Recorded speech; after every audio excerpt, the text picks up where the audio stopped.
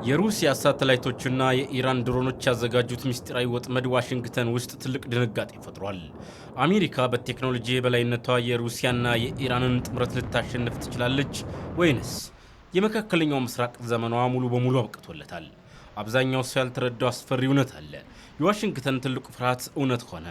በቢሊዮን ዶላር የተገነቡት የአሜሪካ የፓትሪዮትና የታድ አየር መከላከያዎች በሩሲያ ቴክኖሎጂ ምክንያት አይነ ስውር ሆነዋል። አሜሪካ በመካከለኛው ምስራቅ ያላት ፍጹም የበላይነት አብቅቶለታል የሚሉ መረጃዎች እየወጡ ነው። ምክንያቱን አሁን እነግራችኋለሁ። በሪያድ የሚገኘው እጅግ ምስጢራዊ የሲአይኤ ጣቢያ ሲመታ አሜሪካውያን አንድ ነገር እርግጠኛ ሆኑ። ኢራን ብቻዋን አይደለችም አሉ። ከመጋረጃው በስተጀርባ ሩሲያ የሰጠቻት ምስጢራዊ ሳተላይት ቴክኖሎጂና የስለላ መረጃ የአሜሪካን የደህንነት ጋሻ ጥሶታል። ይህ አደገኛ ጥምረት አሜሪካን እንዴት አጣብቂኝ ውስጥ ከተታት? የ$300 ድሮን የ$3 ሚሊዮን የአሜሪካ ሚሳይልን አከሸፈው። የሩሲያና የኢራን ህብረት በመካከለኛው ምስራቅ አዲስ የወታደራዊ ህግ እያወጣ ነው። አሜሪካ ከዚህ ወጥመድ ለመውጣት የያዘችው አዲስ የቴክኖሎጂ ምስጢርስ ምንድን ነው? የዓለምን ትኩረት የሳበውና እስከዛሬ በምስጢር የተያዘው መረጃ እንደሚያመለክተው የኢራን ድሮኖች በሳውዲ አረቢያና በኢራቅ የሚገኙ እጅግ ምስጢራዊ የሆኑ የአሜሪካ የማዕከላዊ ስለላ ኤጀንሲ ሲአይኤ የራዳር ማዕከላትን መትተዋል።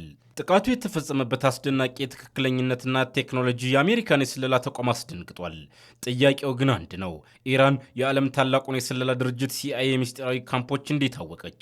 ከመጋረጃው በስተጀርባ ኢራንን እየረዳቻት ያለችው ሩሲያ ናት ሲል ሲአይኤ እውቁልኝ ብሏል። ባለፉት ወራት በመካከለኛው ምስራቅ በርካታ የድሮን ጥቃቶች ተፈጽመዋል። ነገር ግን የዋሽንግተን ከፍተኛ የስለላ ባለስልጣናትን ያስደነግጠው ባለፈው መጋቢት ወር የተፈጸመው ጥቃት ነው።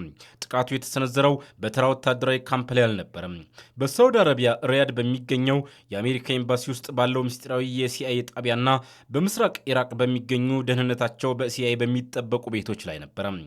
የምዕራባውያን የስለላ ምንጮች እንደገለጹት በሪያድ የተፈጸመው ጥቃት እጅግ አስደናቂ የታክቲክ ቅንጅት ነበረው። በሁለት የኢራን ሻሂድ ድሮኖች ነው ጥቃቱ የተፈጸመው። የመጀመሪያው ድሮን የኤምባሲውን ሕንፃ ተጋላጭ ክፍል በመምታት ትልቅ ቀዳዳ ፈጠረም። በሰከንዶች ልዩነት ደግሞ ሁለተኛው ድሮን በመጀመሪያው ድሮን በተፈጠረው ቀዳዳ ውስጥ በቀጥታ በመግባት ከውስጥ ፈነዳ። ይህ አይነቱ ጥቃት በተራ ጂፒኤስ መሪ የሚመራ ድሮን ሊያደርገው የሚችለው አይደለም። የህንፃውን ተገላጭ ጎን ለይቶ ማወቅና በሴንቲሜትር ትክክለኝነት አየር ላይ አቅጣጫን አስተካክሎ መምታት ከፍተኛ የስለላ መረጃንና የላቀ የሳተላይት ቴክኖሎጂን ይፈልጋል። ሲአይኤ ይህንን ሲያይ የጠየቀው የመጀመሪያው ጥያቄ ይህን መረጃ ማን ለኢራን ሰጣቸው የሚል ነበረ።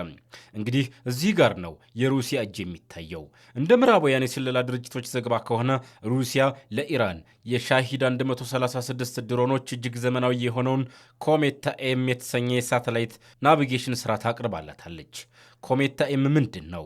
በቀላል ቋንቋ ኮሜታ ኤም ማለት አሜሪካና ምዕራባውያን የሚያሰማሩትን የጂፒኤስ በማሸበር ሙሉ በሙሉ መቋቋም የሚችል የሳተላይት አንቴና ነው። ቀደም ሲል የኢራን ድሮኖች በአሜሪካ ኤሌክትሮኒክስ ጦርነት ቴክኖሎጂ በቀላሉ አቅጣጫቸውን ይስቱ ነበረ። አሁን ግን የሩሲያን ቴክኖሎጂ የታጠቁት እነዚህ ድሮኖች የትኛውንም የኤሌክትሮኒክስ ጋሻ ጥሰው የታለመውን ቦታ በትክክል የመምታት አቅም አግኝተዋል። ነገሩ የቴክኖሎጂ ድጋፍ ብቻ አይደለም። ሩሲያ የራሷን ከፍተኛ ጥራት ያላቸው የስለላ ሳተላይቶች በመጠቀም የአሜሪካ የሲአይኤ አየር ማረፊያዎችን፣ የመገናኛ ጣቢያዎችንና ምስጢራዊ የረጅም ጊዜ አሰሳ ማዕከላትን መረጃ ለኢራን አሳልፋ መስጠቷ ይገመታል። ይህ ማለት ቴሄራን የታለመውን ቦታ ትክክለኛ መረጃ ያገኘችው ከሞስኮ ነው። ይህ መረጃ ይፋ መሆኑ ዋሽንግተን ውስጥ ትልቅ ስጋት ፈጥሯል። ምክንያቱም እስከዛሬ ድረስ ሩሲያና አሜሪካ ቀጥተኛ ያልሆነ ውክልና ጦርነት ያካሂዱ የነበረ ቢሆንም የሲአይኤ ጣቢያዎችን በቀጥታ ለመምታት የሚረዳ መረጃ መስጠት ግን የቀይ መስመር ማለፍ ነው። የቀድሞው የሲአይኤ ከፍተኛ አዛዥ ዳንኤል ሆፍማን እንደሚሉት ሩሲያና ኢራን የጋራ ጠላት አላቸው። ሁለቱም ሀገራት በመካከለኛው ምስራቅና በዓለም አቀፍ ደረጃ የአሜሪካን ተጽዕኖ ሙሉ በሙሉ ለማጥፋት ይሰራሉ። ስለዚህ ሞስኮ ለቴሄራን የሲአይኤ ካምፖች አካባቢን ጠቁማ ብትሰጥ ምንም የሚያስገርም አይደለም። የስጋቱ ጥልቀት የታየው በቅርቡ በዮርዳኖስ በሚገኘው የአሜሪካ ወታደራዊ ካምፕ ላይ በደረሰው የባሊስቲክ ሚሳይል ጥቃት ሁለት የአሜሪካ ወታደሮች ከተገደሉ በኋላ ነው። ዋሽንግተን አሁን ላይ ሩሲያ ለኢራን የምትሰጠው ድጋፍ ከድሮን አልፎ የባሊስቲክ ሚሳይል መምሪያዎችን እስከ ማዘመን ደርሷል የሚል ስጋት አላት። የኢራንና የሩሲያ ወታደራዊ ጥምረት በመካከለኛው ምስራቅ አዲስ የታሪክ ምዕራፍ እየከፈተ ይገኛል። ኢራን ለሩሲያ በዩክሬን ጦርነት የሚያገለግሉ በሺዎች የሚቆጠሩ የሻሂድ ድሮኖችን ስታቀርብ፣ ሩሲያ ደግሞ በምላሹ እጅግ የላቁ የሳተላይት መረጃዎችንና የኤሌክትሮኒክስ ጦርነት ቴክኖሎጂዎችን ለኢራን እያስረክበች ነው። ይህ የሁለቱ ሀገራት ህብረት አሜሪካ በመካከለኛው ምስራቅ ያላትን የበላይነት አደጋ ውስጥ የከተተው ሲሆን በቀጣይም በሲአይኤ እና በሩሲያ የስለላ መዋቅሮች መካከል ያለው የጥላ ጦርነት ይበልጥ እንደሚፋፋም ይገመታል። ጥያቄው አሁን ጥቃት ይፈጸማሉ የሚለው አይደለም።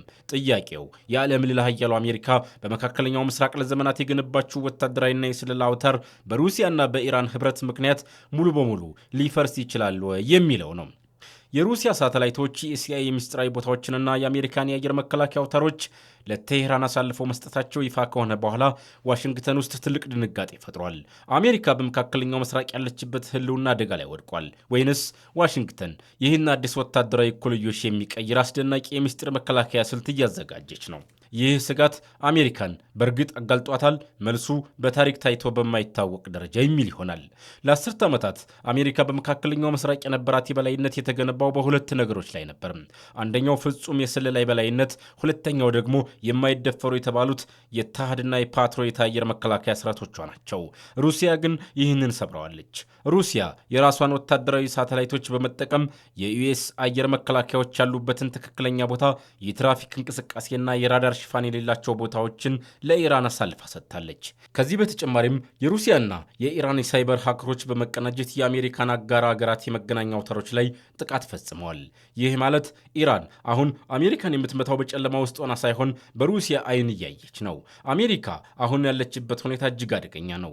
በሳውዲ አረቢያ፣ በኢራቅና በዮርዳኖስ የሚገኙ የሲአይኤ ጣቢያዎችና ወታደራዊ ካምፖች መጠቃታቸው የአሜሪካ አጋሮች የሆኑት የገልፍ ሀገራት ሳውዲ፣ የተባበሩት አረብ ኤምሬትስና ኳታር አሜሪካ ዋስትና ልትሆናቸው እንደማትችል እንዲሰማቸው አድርጓቸዋል።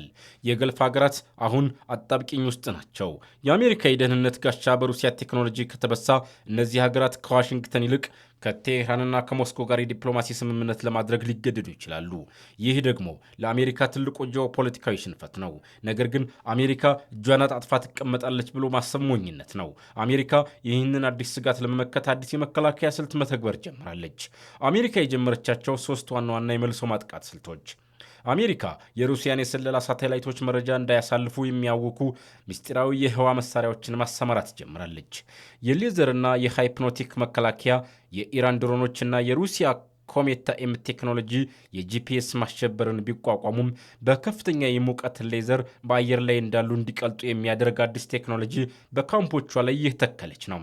አሜሪካ በግዙፍ ወታደራዊ ካምፖች ላይ ከመደገፍ ይልቅ የሲአይኤ እና የወታደራዊ አዛዦቿን ቦታዎች ወደ ትናንሽና ሊታወቁ የማይችሉ ተንቀሳቃሽ ማዕከላት እያዘዋወረች ይገኛል። የሩሲያና የኢራን ወታደራዊ ጥምረት በመካከለኛው ምስራቅ ያለውን የአሜሪካን ህልውና ሙሉ በሙሉ ባያጠፋውም ለአስርተ ዓመታት የነበረውን የአሜሪካን የማይደፈርነት ቅዠት ግን ሙሉ በሙሉ ገፎታል። አሜሪካ አሁን ያለችው በመከላከያ መስመር ላይ ሳይሆን አዲስ የቴክኖሎጂ የበላይነትን ለማረጋገጥ በሚደረግ የህልውና ውድድር ውስጥ ነው። ሩሲያ ሳተላይቶቿን፣ ኢራን ድሮኖቿን፣ አሜሪካ ደግሞ የላቁ የምስጢር መሳሪያዎቿን በሚያሰማሩበት በዚህ አዲስ የሶስተኛው ዓለም ጦርነት ጥላ ስር መካከለኛው ምስራቅ የትኛው ኃይል የበላይ እንደሆነ የሚወሰንበት ዋነኛው የጦር ሜዳ ሆኗል። የአሜሪካ የመካከለኛው ምስራቅ ዘመን ሙሉ በሙሉ አብቅቷል ማለት አይቻልም። ነገር ግን የቀድሞው ፍጹም የበላይነት ዘመን አብቅቷል ማለት ይቻላል። አሜሪካ በቴክኖሎጂ አቅሟ ምክንያት ከቀጠናው ሙሉ በሙሉ አትወጣም። ነገር ግን ከዚህ ቀደም የነበራትን ነጠላ የበላይነት አጥታ አሁን ከሩሲያ ኢራንና ቻይና ጋር የኃይል ሚዛን ተጋርታ ለመኖር ትገደዳለች። የመካከለኛው ምስራቅ የኃይል ሚዛን እንደገና እየተጻፈ ነው።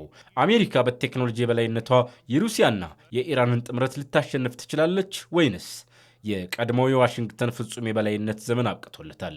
የእርሶ ሐሳብ ምንድን ነው? በኮሜንት መስጫው ላይ ሐሳቡን ያጋሩን። ቪዲዮ ከተመቻችሁና አዳዲስ መረጃዎችን ካገኛችሁበት ላይክ ማድረጋችሁን አትርሱ። እንደዚህ ያሉ ምስጢራዊ የዓለም ጂኦፖለቲካ ትንታኔዎች እንዳይመልጧችሁ ቻናላችንን ሰብስክራይብ በማድረግ የደውል ምልክቷን ይጫኑ።